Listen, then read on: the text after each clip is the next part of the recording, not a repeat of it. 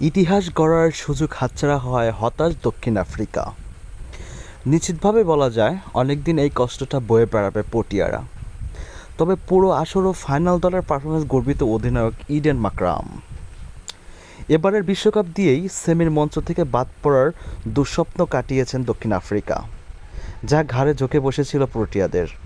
Shane Sherlock, mark voucher কিংবা Jack ক্যালিসেলরা পারেনি মাকরাম পরম অধ্যায়ের শিরোপাটি হাতে নেওয়ার সম্ভাবনা তৈরি করেছিলেন বেশ।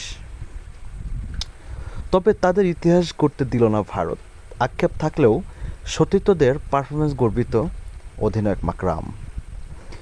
আইসিসির ইভেন্টের আগে মাকরামের নেতৃত্বে দক্ষিণ আফ্রিকার হারের নজির ছিল না।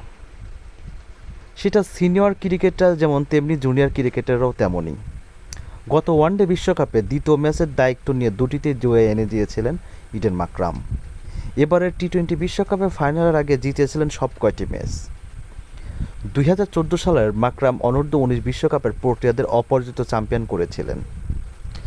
মাকরাম বলেন, সত্যি বলার কিছু নেই, হতাশ আমরা। পুরো আসর ভালোভাবে কাটানোর পর এখান থেকে ঘুরে দাঁড়ানো সহজ নয়, খুব কষ্ট লাগছে। আপনারা দেখেছেন দু দলের সমান মোমেন্টাম ছিল, আমরা ভালো খেলেছি।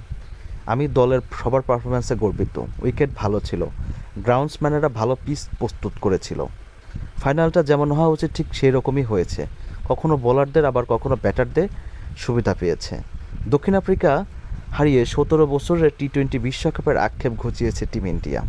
তবে ফাইনালে হেনরি ক্লাসিংয়ের ঝড়ে শঙ্কা তৈরি হয়েছিল ম্যাচ হারার। দুশ্চিন্তার কারণ ছিল ডেভিড মিলারও। তবে হার্দিক ও জাসপ্রীত বুমরার ত্রাতা হয়ে আবির্ভূত হয়। পরবর্তীতে 30 বলে 30 ডিফেন্স করতে ভারত 7 রানে জয় পেয়ে যায়।